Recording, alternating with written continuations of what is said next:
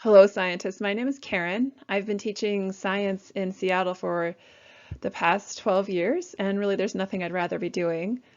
I usually plan my vacations around science things, like I went last year to Argentina to see their total solar eclipse. And this is actually a picture of me being interviewed by the news. They wondered why I would travel all the way from Seattle to come to the little town of Rio Cuarto to watch the solar eclipse. And I told them it was worth it. So incredible.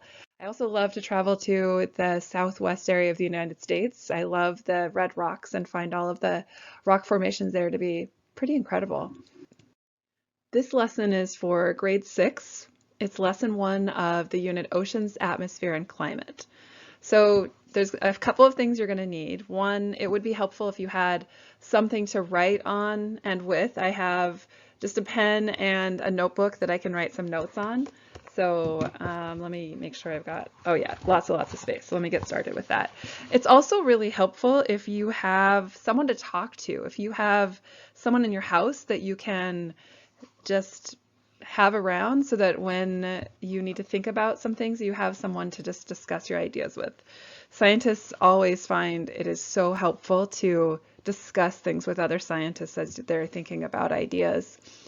Or you could text or DM a friend that's also in 6th grade and have them watch the lesson with you, and then you can do it at the same time, and that could really up your game a little bit about how great the science can be.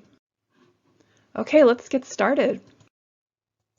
In this video, you will meet scientists who are researching air temperatures in different places and what it is that can make air temperature change. As you watch the video, you can take I'm Marty notes Hurling. I'm a in your climate notebook. scientist at the National Oceanic and Atmospheric Administration in Boulder, Colorado, and I study El Nino. El Nino has some puzzling aspects to it. It lasts 6-12 months. It returns maybe every 2 to 7 years. When El Nino happens, the ocean temperatures change and the air temperatures change over the whole planet. And they can change by, almost 0.2 degrees Celsius, almost a ½ degree Fahrenheit. And that kind of change, you might say, well, that's not very big, but actually it is big, and we can see it happening. El Nino is something that causes radical changes. Some places get way too much rain and they get flooded out, and it can be damages to homes. Some areas that normally get rain, suddenly the rain shut down. They get fires, drought, their crops don't grow, a lot of problems. We had this big El Nino this past year. It was so big that we decided within NOAA to go out and hunt it down, take new measurements to see how it ticked. We combine planes, ships, we go to remote islands, we launch balloons. My name is Dan Wolf. I'm a research meteorologist, and I was part of the El Nino Rapid Response Project. The ship traveled from Hawaii to the equator, collecting ocean temperature and also releasing weather balloons as we went. The data are transmitted real-time back to a computer on the ship where we can watch it, then we can send it back to Boulder where modelers use it to help better understand the weather and El Nino. I'm Dr. Leslie Harton. I'm a research meteorologist, and this spring I spent 5 weeks on a small island called Christmas Island in the equatorial Pacific, and we went there to launch weather balloons. Christmas Island is in a part of the world where there are almost no regular weather observations, and it's also right at the heart of the El Nino that was happening this year. We launched our weather balloons at 1:15 in the morning and 1:15 in the afternoon. An instrument package like this is attached to the weather balloon, and as the balloon goes up, we measure temperature and humidity and winds and pressure. Our data give us a really unique picture of how the atmosphere is behaving in that region when there is a strong El Nino. Hey, Honolulu, this is Boulder, and we're ready to go through the briefing this morning. So every day, the aircraft would have to fly out from Hawaii to the equator to get some idea of what El Nino was doing. Kelly, do you expect both radars on board to be active to help you through that convection? Yeah, thanks, Marty. We should have both radars working on today's flight, so that will be a big help. I'm Dr. Kelly Mahoney, and I served as a mission scientist for the El Nino Rapid Response Project aboard the NOAA research aircraft. We had manned aircraft with the whole flight crew aboard it, and then an unmanned aircraft. And the mission of both of these aircrafts was to go out and get close enough to thunderstorms that we could either circle around them or get close enough to feel some of the winds that were coming out of them. As we got close to the thunderstorms, our job was to drop instrument packets out of the airplane to measure the temperature, moisture, and wind speeds right around the thunderstorms. The data that we collected is truly unique and very useful and valuable to our weather and climate models. So I really like doing this science because we're trying to understand the way El Nino works, the ocean and the atmosphere, how they link. It affects weather patterns. Many people's lives are really affected by this. And that's really why the data are so important. It helps us make better forecasts and helps people's lives.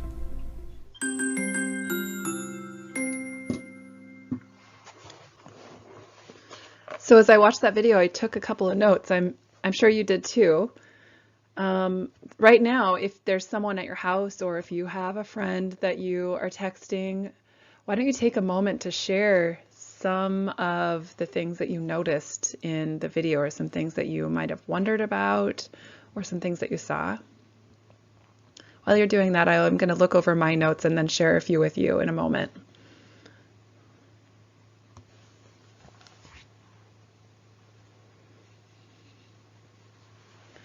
So a few things that I wrote down, and maybe you did too, they mentioned something called El Nino, and then talked about how scientists are studying it. I hear a lot about climate change in the news. I hear about global warming. So I wonder if El Nino is connected with that or if it's something else. And they also mentioned that it happens every 2 to 7 years. That seems like that's happened a lot. And then it seems like sometimes it happens frequently and then less frequently. So I wonder about that. And also, I was interested in the scientists who were mentioning that they sent up instruments with weather balloons, and one of them mentioned something called an instrument packet, and I just wondered what kind of instruments were in the instrument packet and how they use a weather balloon to measure temperature and air pressure. I think they mentioned that those were some of the things that they were interested in. I also thought it was interesting that the same thing, El Nino, can affect the planet in different ways, some places with too much rain, some places with droughts and fires. So I'm definitely interested in learning more about that. You know, the title for this unit is Oceans, Atmosphere, and Climate. So let's talk about what the word climate means. Climate isn't the same as weather. Weather is something like today it's sunny, which it totally is, or it's rainy or something like that. But climate is looking at those weather patterns as they happen over and over and over a period of time, years, decades, centuries. And so the climate of a location might be different than the weather. You could have a warm, sunny day in Seattle, that's the weather, but you wouldn't necessarily describe warm and sunny as the climate of Seattle. You might say it's more temperate, cloudy, lots of days, and rainy, and warm temperatures, but not hot. Another word that we heard in the video is climatologists. So let's read what this says. Climatologists study temperature over time. So they're the ones that are actually studying, but over a long period of time. That's essential to understand. Instead of trying to explain why the temperature today is different from the temperature yesterday, a climate scientist might try to explain why the average temperature this year is warmer or cooler than last year. So in the video they mentioned balloon launches, so I thought it would be cool to show you this picture. This is a picture that was taken by the NASA Wallops Flight Facility, and it just talks about how they're launching it, and it's quite big. You can see how huge this weather balloon is compared to the semi that's down here, filling it with air. That's pretty cool. So this, it says it's at Fort Sumner, New Mexico, and it's carrying the Langley Research Center radiation dosimetry experiment. So I'm not sure if I'm pronouncing that right, but it's pretty cool to think of all the things that weather balloons are able to do. During this unit, we are going to try to solve this problem. And let's start by reading this email that it's going to be your job as a student climatologist to try to figure out the answer to it as we go throughout these lessons. So this email comes from Kitty Parada, and it's the The subject of the email is Influences on Christchurch, New Zealand's Air Temperature. You'll notice at the top right that there is kind of a logo that says it's from the New Zealand Farm Council. Okay, I am the director of the New Zealand Farm Council. Our organization represents farmers in the area surrounding Christchurch. Every few years we notice climate changes that affect the crops. During El Nino years, the air temperature is much cooler than usual, and we would like to learn why. So the farmers are better prepared for these temperature changes. We are asking you, our student climatologist, to conduct some research on what determines Christchurch's air temperature, especially why it decreases during El Nino. Looking forward to working with you and hearing what you find out. Kitty. And it says here that Kitty Parada is the director of the New Zealand Farm Council. Okay, so I have a couple of things that I'd want to talk about as I look over this email. One, where is Christchurch, New Zealand? So if you look here at this world map, you can see that New Zealand, which is here in red, is a country that's looks like it's made of 2 main islands, and then there's a yellow star here that shows you where it is. And in this picture here, you can see the top and bottom islands of New Zealand, and then there's a red dot here that represents where Christchurch is at. Been to New Zealand, and I did get to go to Christchurch, and I did notice a lot of farms. I didn't go specifically to be ready for this video lesson to share with you today, but I did get to go there 2 years ago. And some of the pictures here are from the North Island and some are from the South Island, and one of the things that I noticed when I was there, it was summer, so it was warmer. And I did see lots and lots of farms, so I know that they probably also get a lot of rain. This is a picture that was my favorite one I took in New Zealand. It was beautiful. Like Seattle, they have a sound. This is called Milford Sound, and we have our Puget Sound nearby. They have lots of mountains, just like us. So climatologists use the term atmosphere to describe the mixture of gases or air that surround our planet. Planet Earth is surrounded with a lot of oxygen, which helps us to breathe, and also a lot of nitrogen and some other gases that are pretty small, like water vapor and carbon dioxide. In this unit, we'll be investigating the air right above the surface. And if you'll notice on the right side of the screen, there's this graphic here that I put on just to help us understand that it's not the air that's really high up in the atmosphere, but it's just the air that sort of surrounds the farm. So if you were walking around, the air that's just right above you. If you flew as high as an airplane, that would be air that's a little bit too far to affect the atmosphere around the farm. So when we talk about Christchurch air temperature, we are talking about the temperature of the air directly above Christchurch. I think it's also important that we recognize that there's a surface and then there's the air above it. So lots of things have a surface like tables, chairs, desks, all those things. But when we refer to Earth's surface, we could be referring to land. We could also be referring to water. So even though the ocean is liquid, it's the surface of the Earth. A lot of the surface of the Earth is covered with water. So during El Nino years, why is Christchurch, New Zealand's air temperature cooler than usual? When scientists like climatologists get data outside of the expected pattern that they're used to seeing, like with El Nino, it often leads them to investigate the cause of this unusual data. So your job is to work as a student climatologist to investigate why Christchurch, New Zealand's air temperature is cooler than usual during during El Nino years. Right now would be a great point to pause the video if you are watching it online, and either text or DM your friend or call over someone in your house who maybe is sitting right there with you or maybe in another room, and just pause it and think about why you think this might be happening. What could be a reason? And you could get your notebook out and jot down just a few ideas. As we go through all the lessons, you're going to come to a deep understanding and be able to explain this. But it's a good idea always before you start to think about what do you think might be causing this temperature to be different. Okay, so I have a couple of thoughts and I hope that you do too, and I wish we could talk to each other right now. But I'll go ahead and tell you some of my ideas, and hopefully you've had a chance to write down a few of yours. So when I think about the temperature of the air, I think it could be that something's happening to the air, like maybe it's changing, maybe it has less air or more air. So there could be something actually changing to the air itself around New Zealand during El Nino, or something with the wind. So that's in there. I also wonder if there's something happening with the sun. I noticed that they mentioned that there is this pattern that happens over and over again every 2 to 7 years. So I wonder, does the sun change every 2 to 7 years? And the sun is what heats the earth, right? So it seems like that would be huge. That would make a big difference. I also wonder if there's something happening like with the surface itself. I noticed that New Zealand is surrounded by a lot of ocean.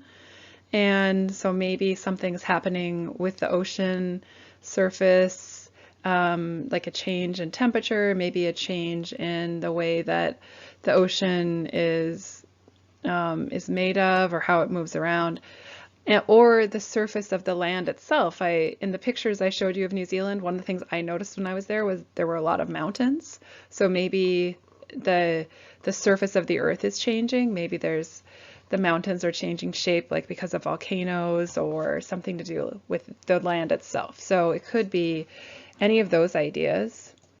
So I summarized some of my thoughts into 3 main ideas, 3 claims that could answer the question. So the first one is that the amount of incoming energy from the sun is changing.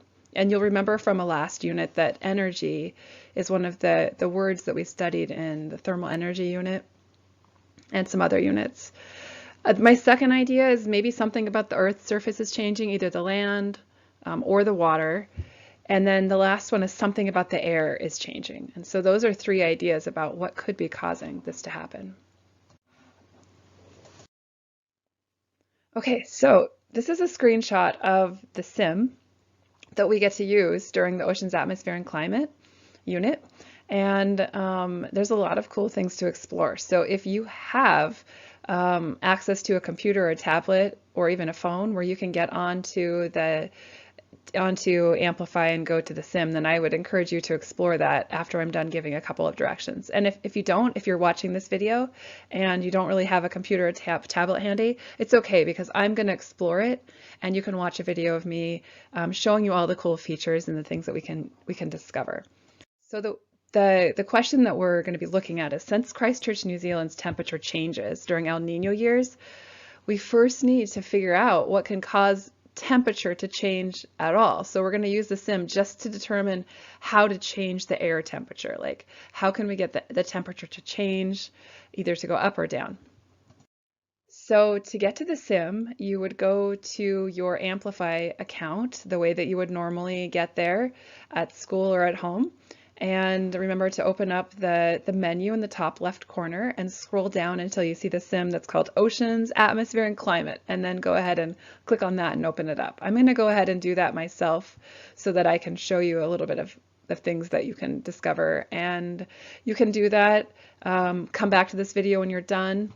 And also, I would really encourage you, if you're able to have someone nearby that you can discuss some of the things that you're noticing in the sim. Either FaceTime a friend or get someone in your house that you can be around to do this with you. Or if you want to explore it by yourself, that's also totally fine.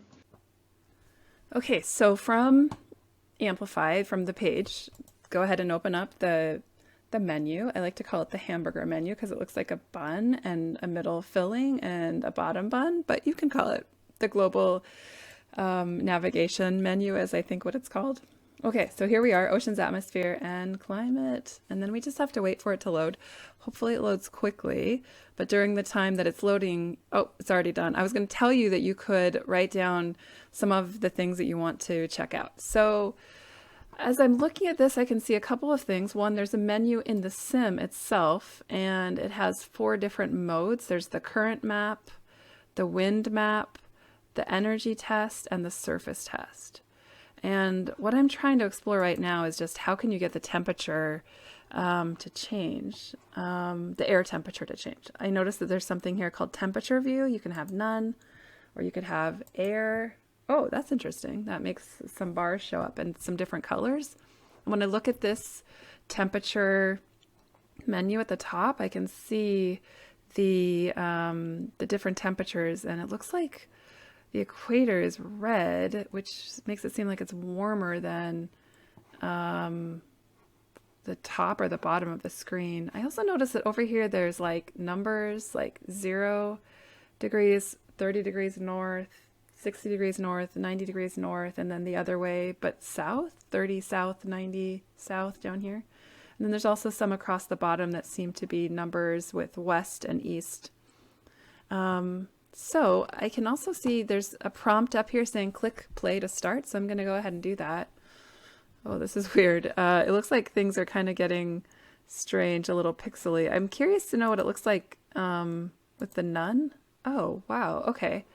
So there's a bunch of little white lines moving around. And what if I go to surface? Oh, interesting. How is that different than air? Let's see. Air temperatures, you can't see those little white lines, but if I go to surface, I can. Okay, so I'm trying to figure out how I can get the air temperature to change. And I notice a couple of things that are interesting here. It seems like the surface temperature is colder at the top of the screen and also at the bottom of the screen.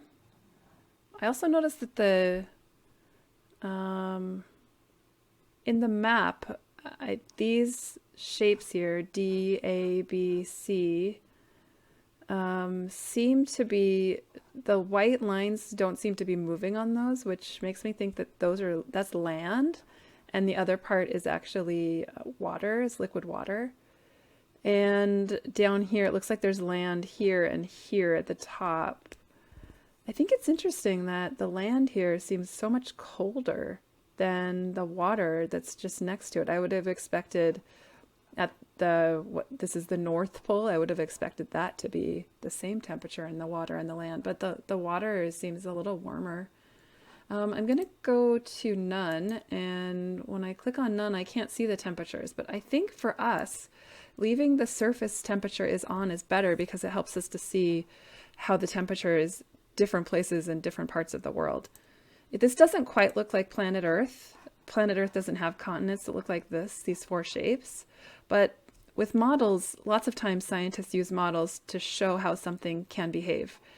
And it might not be exactly the same as Earth, but it's a planet that seems to behave in a lot of the same ways that Earth does, and that the continents seem to be staying still and the water seems to be able to move around them.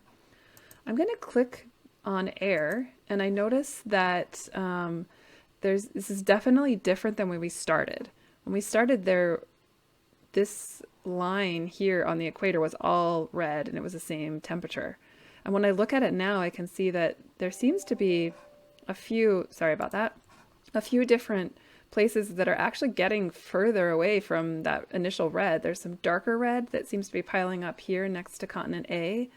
There seems to be some kind of piling up here on this side of continent C, but it's weird because on this side of continent C, it's like oranger than the dark red that it was. So that's interesting. And I also notice up here that the temperatures here are a little warmer than they were before when I first started. Let me show you what I'm talking about. I'm going to pause it, and I want you to remember that this up here is sort of, looks like it's a little greener than just blue. And if I reset and I go back to reset current map, I'll say, yeah. If I go here to the air temperature before we start, we can see that this is dark blue. But a second ago, when we looked at it, it was actually, there was water temperature like this that had moved all the way up there. So that's interesting. Okay, so there's a couple of things it looks like I can do. Let me hit play again. It says I can turn off the sun. And if I turn off the sun, I think I would expect the whole planet to get colder if our sun totally stopped. And as I look at this, I do notice that it looks like the poles are getting a darker blue than they were before. The continents themselves seem to be turning blue. There's still quite a lot of heat in the middle, but even that, I'm starting to notice the blues and the yellows and the greens are moving towards the equator. The equator itself seems to be cooling down. It's orange now instead of red. And some places are starting to turn a little light orange and maybe even a yellow. So, wow. That makes me wonder if El Nino has something to do with the sun, if the temperatures are changing because of that. I'm going to turn the sun back on though, because that seems really cold. Okay, welcome back. There were a lot of cool things in the sim that we can explore. And I spent most of my time exploring the current map mode, although I didn't open up the sensor locations during my exploration because I plan to do that in a later lesson. And I also didn't look a lot at energy test mode, but maybe you did. And if you did, awesome. And if you didn't, it's okay because, again, we will explore that in much more depth at a later lesson. So when we were collecting evidence from the sim, either today as we just explored it or later on in the unit, we'll go back many times and collect more evidence. We're trying to figure out a couple of key things in our understanding of El Nino. We want to collect evidence from the sim to answer our unit questions. So how did you make the temperature increase?